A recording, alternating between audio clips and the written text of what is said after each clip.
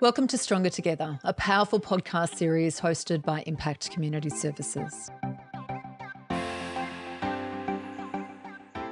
Join us as we discuss the importance of wellbeing support systems and how a strong community can be a lifeline for those in need. I'm Tanya O'Shea, Managing Director of Impact.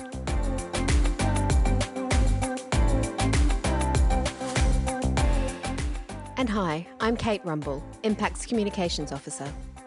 This episode may contain discussions on topics such as mental health, violence, or other sensitive issues that could be triggering or distressing for some listeners. If you find this content challenging, we encourage you to pause the episode and seek immediate support. Information on where to seek help will be provided at the end of this episode or on our website, impact.org.au. Please prioritise your wellbeing while listening.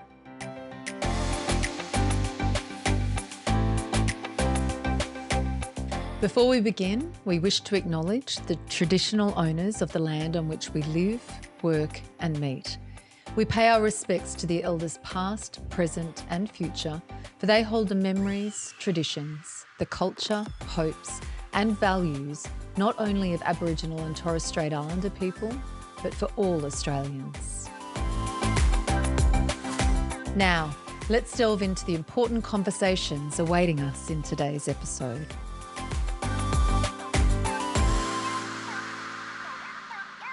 Hi everyone, welcome to the latest episode of Stronger Together, and I'm back here with my bestest offsider, Kate. Welcome back, Kate. Hello, I'm so happy to be back on this episode. I really missed out last time. It was a great conversation. It was lovely to have Janine in with us, and we talked all things mental health, particularly around that peer workforce, which is going to be incredibly important for us moving forward. So you did miss out a little bit, but we are incredibly happy to have you back. I did miss out, but I did listen. Excellent. I'm pleased you did. I'm hoping other people are starting to join and listen to the conversations as well. Yes, and thank you to everybody who has subscribed. And if you're joining us for the first time, welcome. Great, thank you. So today we're going to talk about something that's a little bit confronting for some people, and I guess we are going to call it out pretty quickly, that for some people you may want to have a support person with you when you're listening to this, because today we are going to be talking about domestic violence and what that looks like in real life for a person who has experienced it and for a person who has escaped domestic violence in her life for her family. So I'm just going to leave that with you and encourage, if you would like to have a support person present with you, I do encourage you to do that, or to just have a debrief with someone after the episode if that's something that would be of value to you. So what we know, I guess, is that last year 57 women died as a result of domestic violence. And this year alone, 35 women's lives have been taken. Now, we know that domestic violence doesn't discriminate. It's actually not about gender. And we also know that there are many men out there who are also experiencing violence by an intimate partner.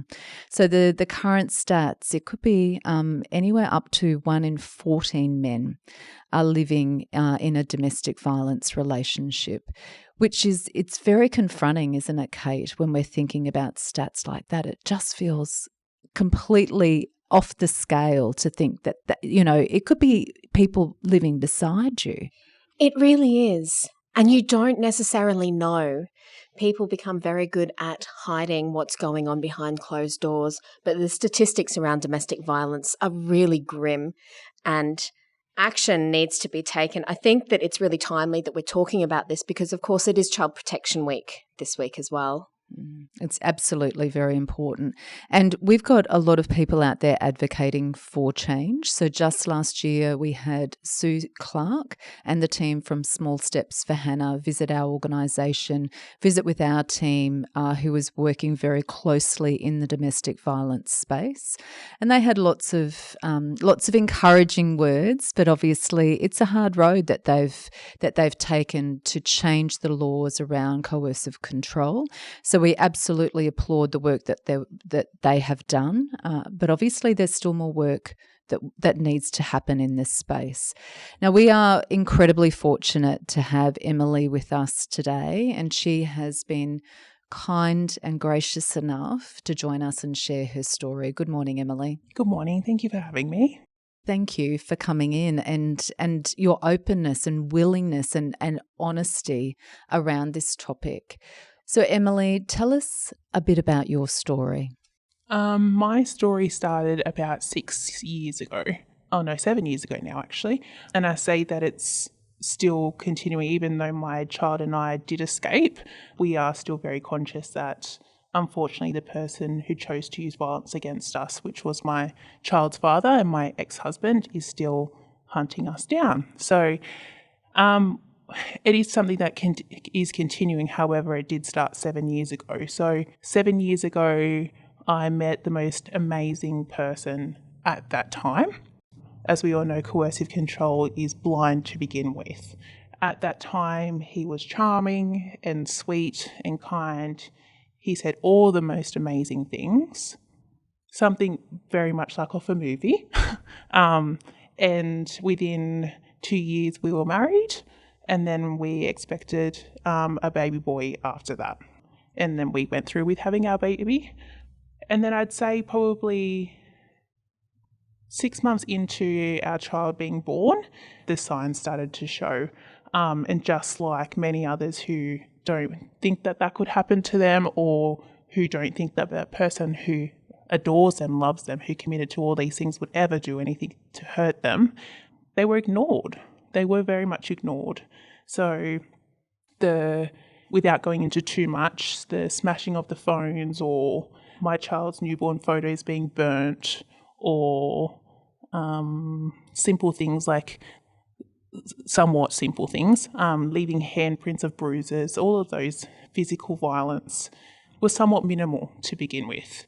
However, it escalated in severity and frequency as life went on, and within time there was an incident where it had gone from something somewhat simple of smashing a phone to having a knife in my neck.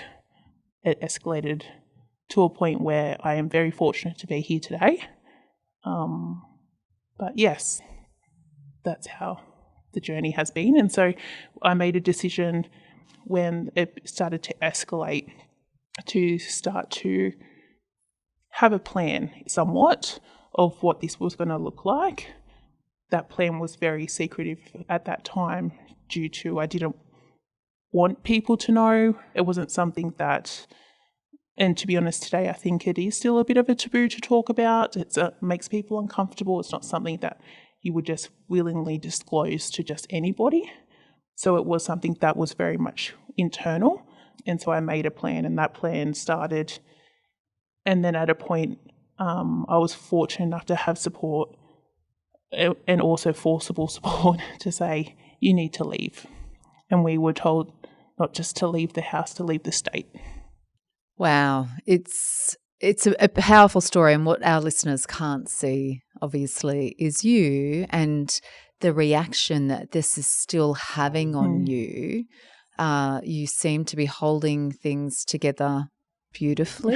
Thank you. We can hear a little bit of trembling in your words, but what our listeners can't see, is this obvious distress that you're still feeling within you, that we can see in your face, through the trembling in your lips, the redness that's coming up through your body, just in you talking about it. So this happened, it started this story for you 7 years ago.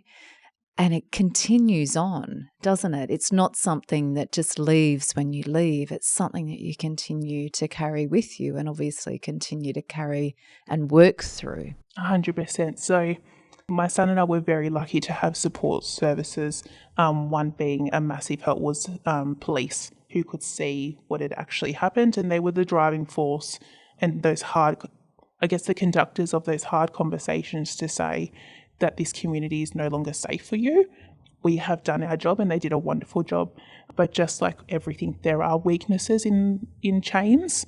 And one of those weaknesses did affect our safety, unfortunately. So it was up to my discretion with support to then leave the state. So with that became complications of when a domestic violence order lapsed to then reinstate the domestic violence. So for about 12 months, we were somewhat probably the safest we've ever been.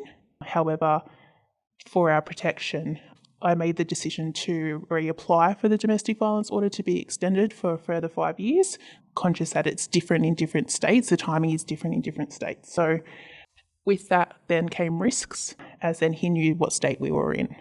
With that came that process of, with a domestic violence order, if it isn't enforced by police, you have to apply. So you have to tell the judge why you think you need that. The evidence was quite strong in my behalf. However, I still had to face him again. So in a court hearing why he had done nothing wrong, once again, is alarming to see that change still hasn't, that accountability still isn't there. But so with that then came the new domestic violence order, and with that I was reminded somewhat that our situation was extreme. And I think as women, we tend to, or survivors, not just women, survivors, men, anybody who has experienced something, we downplay, or in a way of coping. In some way, I think it's a way of coping with what's actually happened. But we downplay in a way that someone else has it much worse than us, until we are reminded, well, actually, it was very bad.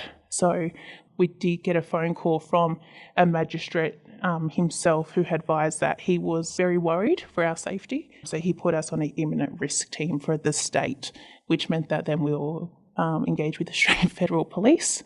And we have been flagged with our community's police station that if anything was to come, they have to come and take us immediately. So, Emily, one of the things I guess that I really respect about you is that you have not at any time have you said the system has failed me. You've talked often about the system. There's parts of the system or chains within the system that are a little bit broken, but you've never once said that the system has failed me. You've always said we've got to follow the process, we've got to step in, and we've got to use the system and access what we can and the supports that we need. Talk us through that experience for you, because we know that it hasn't been perfect. Yes, and I think just like anything, not just within domestic violence, but state, countrywide systems are at breaking point. We have a lot of people who need help, either financially or anything. However, domestic violence is in that same category as well. So systems aren't perfect, but I don't think they ever will be while people are hiding, or people are withdrawing, or people aren't speaking. We can't expect change if we can't ask the questions that need to be asked, or we can't expect change if people like myself, while it's daunting, don't speak about what's actually happened. And I recognise that that's not easy for everybody, and some people can and some people can't, just like anything. But as a community, if we start asking those questions of why aren't people speaking? Why is this still happening? Rather than asking, why are they staying? Why aren't they leaving? And then I believe an even stronger question is how. How can we create a system to be stronger rather than blaming it? How can we help people to speak rather than demeaning them for not? How can we as a community stop? Because it's not stopping. We can say all the right things and we can do all the right things and we can pour money into systems and we can pour money into programs. But if we don't ask how, and if we don't work together to then create a solution for how, things aren't going to change. That's not a system's fault. That's a community. As a community, we need to band together to be able to create those questions in a safe environment for people to ask how. Systems, yes, are weakened in points, 100%. So, Emily, I'd just like to go back to something that you said before about when you wanted to have your order extended, you had to face your abuser all over again in court. That takes some real strength. That must have been a really difficult experience to go through, and to think that to get that protection, you have no choice but to face that person again. What are your thoughts around that? I think any human being is going to be frustrated with that, because in a way, my son and I have come forward 100 steps. However, within half an hour, we went back, or not so much my son, for instance, but myself went back 120.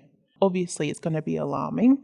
I guess I can take comfort in that I had an amazing magistrate who supported myself, who asked those questions of how, who held the person using violence accountable to actually say, I'm not believing you. I don't see that you have changed. Your actual arrogance within the courtroom shows me different. And he supported me. He put me on the imminent risk team. I had phone calls from social workers to say, you need an immediate safety plan. All of these wonderful things from a system, which once again supported me. And I recognise that that isn't the case for everybody. And I recognise that a woman who is fighting for safety shouldn't have to once again fight when there is current orders in place to say that any other given time. So just a little bit of background, the person using violence is on an intensive correction order, which means that they serve their prison time in the community. That was extended due to 8 breaches in the domestic violence order, all found guilty. So in a perfect system, I wouldn't have to. It should have just been extended there and then. You're showing that you can't follow an order. Therefore, it gets extended for longer in a perfect system. However, nothing is perfect in this world. All humans have rights. And in a system that is trying its best, I was supported. And like I said, I recognise that isn't the same for everybody. But a system is out there to support, a system is out there to use. And a system that we have is all we have. Things aren't going to change unless we create change. Things aren't going to get better unless we know what the flaws are. And unfortunately, we learn from mistakes. So we're not going to be able to have a perfect system if mistakes aren't made. And I realise that in this topic, unfortunately, mistakes can end in fatalities. However, we can't improve things unless we use what we have, because at the end of the day, that's what we have. There are so many questions that I have for you, Emily. It's such a powerful topic, and you are such a courageous young woman. And I know within the community, I've heard the question, why do they stay? Why do they hang around and subject themselves to that? Why do they go back?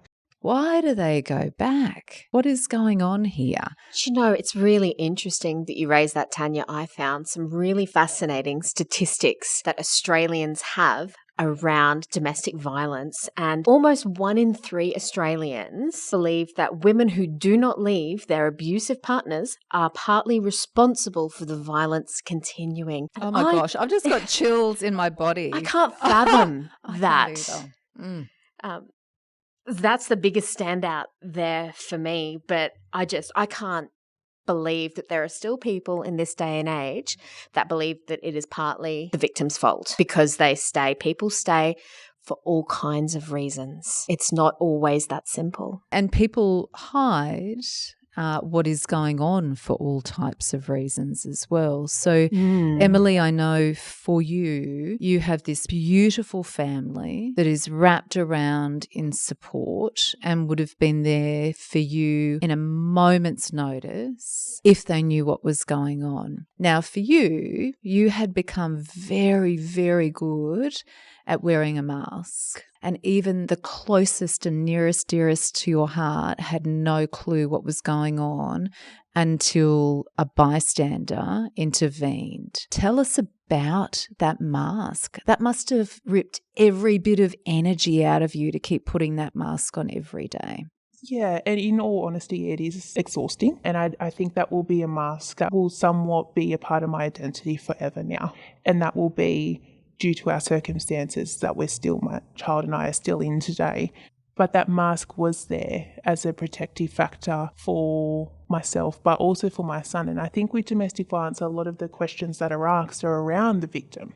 and around the survivor, and yes, about women staying in the relationship and what they're doing to protect themselves, etc. But I think a lot of domestic violence survivors do a lot, well, I know myself, was for my son. Because if I didn't have that mask on, he's at risk. If I didn't have that mask on today, he's at risk. So yes, women can go out, and I encourage women to speak by all means, but we can scream it from the rooftops, and you can expect a woman to say exactly what's happening. But I encourage people to think what will happen when they go home, because at home that mask isn't there. And what about your family? So, you couldn't tell your family what was going on. So for anyone listening to this and going, yeah, I get it, that's me, I couldn't tell my mum and dad, or couldn't tell my closest friends, what words of advice would you have for them? I think in a way, in my story, to this day still didn't tell my family. It was actually a police officer who took that out of my hands, who actually said, no, we're not going to let you sit here. We're not going to, my son and I were escorted him to police protection because he was still in the community, the person using violence. We're not going to let you sit in the back of an ambulance anymore. We're going to call, and we're sorry, but we have to. And I remember that distinct feeling of just pure embarrassment, just so embarrassed. And then it was within about 5 minutes with that police officer, who I would like to mention was a male, because he was amazing, took that away. And with that, my family were notified. He was a bystander and he took over, and he changed our lives that day. So it's not to be in all honesty, it's not something that I still talk to my family about, because as a mum myself, I know that seeing my child hurt, and yes, I'm old now, but I'm still my child, to my parents, it still hurts them. It hurts. It is something that they have had to see help for, because of those whole questions of how did I see that? How did I not see my child hurt? How did I not intervene earlier? All of those wonderful questions hindsight gives us. Yes, it's hard, but I think the hardest thing to see is the aftermath of not disclosing, because there is those questions, like I said before, but then there's a whole trust. You didn't trust us enough to think that we could help you. You didn't trust us to think that we would believe you. You didn't trust us enough to say, you're the most important thing to us. You're our child. We're not going to let anything hurt you anymore. So everybody is different, and everybody has family who believe in different things. But I do encourage you to speak to family, because while it can be hard, trust me, the aftermath is even harder. And having people believe your story, that is something else that you've talked about too. Why would anyone believe me? Mm-hmm. I could tell them, but why would they believe me? And that still haunts me. Like, there was one sentence that at times when things are harder, I have closed my eyes and remembered what a man said, and it was that police officer who said 5 simple words, and it's okay, I believe you. And it might not seem much for a lot, but for a police officer to say that and then run with it, it was powerful. So once again into the system, I then heard a magistrate say it. So to hear a police officer, to hear a magistrate say that is those systems supporting in a way where it doesn't have to be that the person using violence is locked up. It doesn't have to be that the person using violence is in jail and the key is thrown away. There can be justice in many different forms, and for myself, I've found comfort in the justice of a system saying, I believe you, because for such a long time, it was hidden. It was told, no one's going to believe you. No one's going to care. What do you think they're going to do about it? Where are you going to go? And at that time, there was so much more control, coercive control with financial payments and things like that. So it was very much no one's going to believe you. Then there was that other side as well, is what embarrassment will you bring to your family? So, yes. It's such a tough decision to make. So I don't think we can underestimate the value that is coming out of people raising their voices about this issue, people stepping in there even though they understand that it's going to be a hard, and it's a long road, right? 100%. It is a long, long road. but their willingness to step in, we're starting to see change. We're starting to see some changes within, as an example, the police service, where officers are getting trained. They're getting extra skills to better understand the right questions to ask, the right questions to really dig in and really understand the situations. So raising your voice, and you're a beautiful example of that, you are adding to that value of creating change within this system. Yes, so I think all the changes within the new legislation that's come out for coercive control, and like you said, the new training within the police force, there will always be negative talk about what people aren't doing. However, I can see change in the community. I can see change in social media. Unfortunately, I can't see change in statistics, but that also won't happen overnight.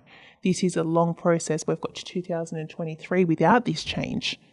So all we can do is hope that this change will make an effect and be reassured that it's there. Be reassured that this is what these people are trained to do. These are what these people are trained for. And these are the people to talk to. And while we mention systems again, these are the people that will help if you do want change. Police will help while it's daunting if you do want change.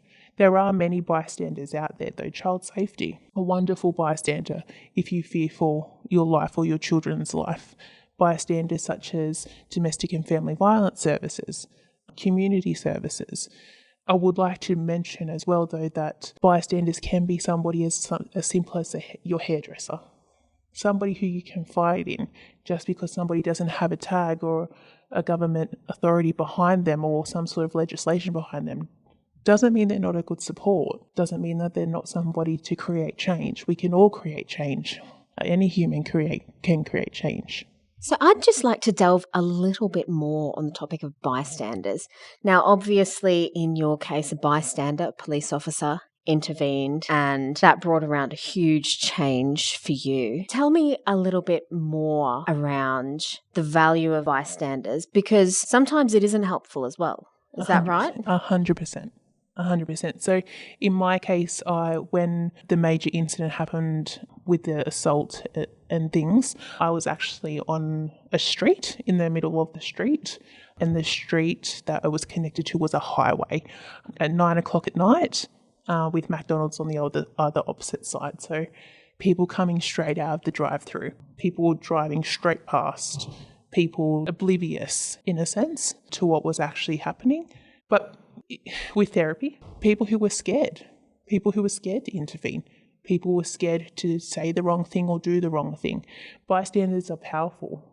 However, they can have consequences for themselves as well. And I think we need to remember that the person using violence, if they are heightened, can attack other people. Those people can also then make other people's lives not very well. But we also need to be mindful of what those bystander roles are to the victim or to the survivor. Because unfortunately, we all, as humans, we have the best intentions for people and we want to save the world and we want to save each other. But sometimes, if it's not understood properly, it can make things worse. So I think it's really mindful to be respectful of what the victim survivor wants, because they're the best safety planner there is. So if I suspected that somebody was a victim of domestic violence, what steps would you suggest that I take as a bystander? I think it's important to have just those open conversations without targeting someone's actions or someone's behaviours or asking that question of why are you putting up with that. I think it's important to be open, but to be respectful of what that bystander wants. Like I said, but the victim survivor themselves is the best form of safety there is. They know that person using violence generally, and they have been in that relationship for a while to be able to know what's coming and what the consequences are. As humans, we want to help, like I said, but we also don't want to make things worse. And we can very easily with intervening too much. I guess avoiding making judgment, even by just phrasing something in the wrong way, being careful of that, because that's not going to help the situation at all, is it? No, not at all. So I think if you do suspect something, the best way to ever or support or engage with somebody is to ask how. Because once you ask how, you're empowering. You're making somebody have a choice where they might not have had a choice for years. They might not even have a choice to be what they're wearing today. But if you ask that person how, you're giving them a voice. And for some people, that's enough power to say, I need help. Avoid asking questions of why. Because when we ask why, we're holding that person accountable. That person is not accountable for somebody else's actions. So if we have people listening and they go, I'm ready to get help, how do we start preparing for it? Because again, it mightn't be today, but it's about preparing for when that can happen. So what steps do we need to take? What things do we need to start planning to be ready? I think there's many things that people can do, but just in my head, escaping is the most daunting thing that someone could do. So keep it simple. So things that you're going to need that can't be replaced, or things that you're going to need for proof. So identity is one of the main ones. Birth certificates for yourself and your children. Passports or photo ID. And I recognise that that isn't easy for everybody, but it is accessible through births, deaths and marriages. It is accessible through Department of Transport. It is accessible through Centrelink. Those support services have social workers that can provide you with assistance to be able to get those forms. Recognising that if you are in that process of escaping, have a safe destination to escape to. And then once you get there, thinking about things like car registration. Because if the location order is served on you through a court, first thing they'll track is your car registration. Taking your name off the register for voting to make yourself a silent register, because Google is a wonderful resource for people to find, and silent registration will hide your address. Things like talking to bank accounts. There are resources out there like escaping violence payments. There's things speaking to your local bank, speaking to Centrelink, crisis payments, social workers. People are out there and want to help.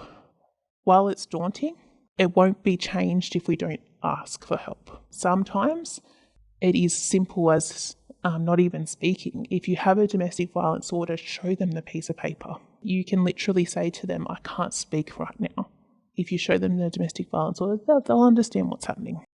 Children, I think it's important as well that we look at the impacts on children generally in a relationship. If there is a marriage, there most probably will be children, what their needs are. A lot of people have onus on child safety and are scared of child safety, but they are a wonderful support service. They are a system to support victims, survivors and children to be safe. We need them, use them, talk to them and each other. Just, it can be somebody you don't even know is going through something. But if you're conscious at the end of the day, thinks of that person later on or earlier on during that day, there's generally a reason why. So I encourage people to take 5 minutes to ask, how are you going today? Because with the questions how, we can create change. Such a simple, and I love your really simple, practical approach to everything that you've said today. For someone who has been through, I can't even begin to imagine what that's been like for you, something so traumatic, and to then just come back to the basics and be willing to be so open and share that story with people. And she just continues to fight the good fight. Yes, because there are women out there who haven't had that chance. And to be 100% honest with you, I would have been a statistic. Yeah. But today I'm not. And I've been given that chance to not be. And I've been given a chance to show my son a life that could be free of violence and a life that could be safe for him. And I appreciate that, and I acknowledge that that could have been very different. So I feel like there's always going to be stories where there are fatalities, and there are going to be stories where those women didn't get a chance to speak due to somebody else's behaviour. So if I can have a chance to speak to reduce that from 32 to 31%, I'll do everything I can.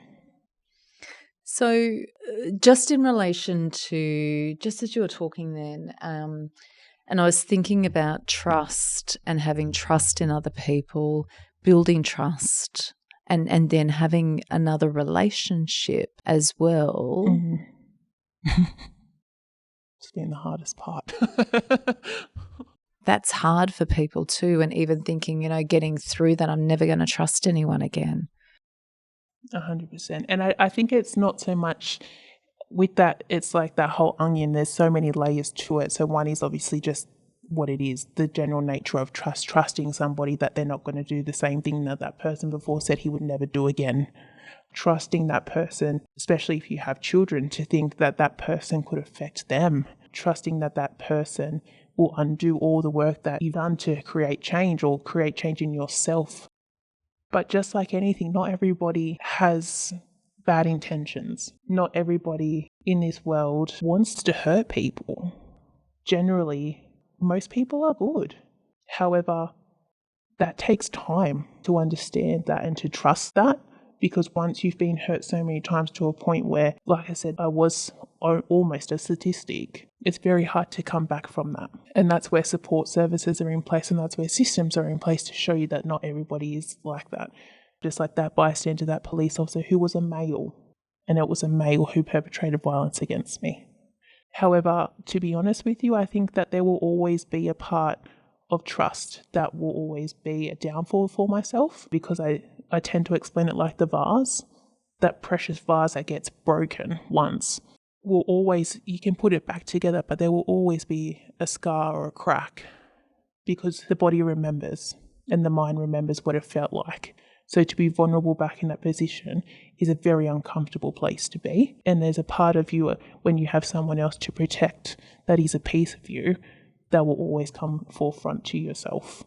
I don't believe personally, and this is nothing against my partner. I'm in a new relationship now who's beautiful with my child, and it's nothing against him at all, but I know what humanity can do. And unfortunately, it is something that I won't be able to unsee again or unfeel again. However, I hope that women survivors, men survivors, victims have the power in themselves to be able to trust again.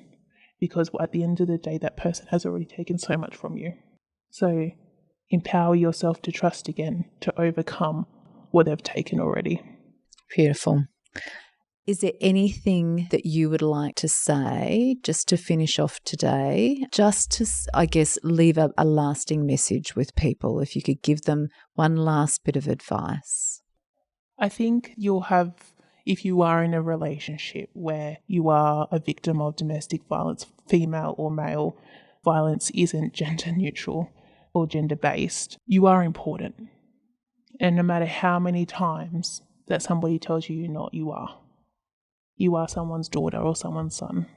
You are an uncle, you are an auntie, you are a friend or a cousin, you are a neighbour. But at the end of the day, you are a person.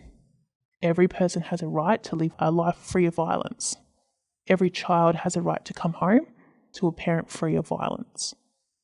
Every person that has a heartbeat has rights. And in a country like Australia, we deserve to have the right to live free. And so you matter, and there is support out there. But for the 1,000 times that somebody tells you that no one will listen and that no one cares you exist, we care. Thank you. Gosh, that's such a powerful message. Thank you so much, Emily, for coming in and taking the time to share your story. When you've been through these things, it's such a brave thing to do, to be open, and we're very grateful for you coming in today. You're welcome. Thank you for having me. We always share at the end of our podcast places that you can reach out if you have been affected by today's episode. But what we will also do is in the episode comments, we will make sure that we leave some links for different services that can give you help if you are living with domestic violence, and also where you can get financial assistance if you need it in order to leave. Thank you for listening to this episode of Stronger Together. Sometimes the issues we discuss in Stronger Together may be triggering for some people. If you have been affected by the topics we have discussed today, please reach out for help. You can call Lifeline 24 hours a day on 13 11 14, or you can use the chat option on their website. If you live in the Wide Bay Burnett region, you can also reach out to us at Impact Community Services. Go to impact.org.au and click on the Make a Referral button at the top if you wish to self-refer. We hope you've enjoyed today's episode, and if so, please remember to hit the subscribe button. Until next time, remember, we're stronger together.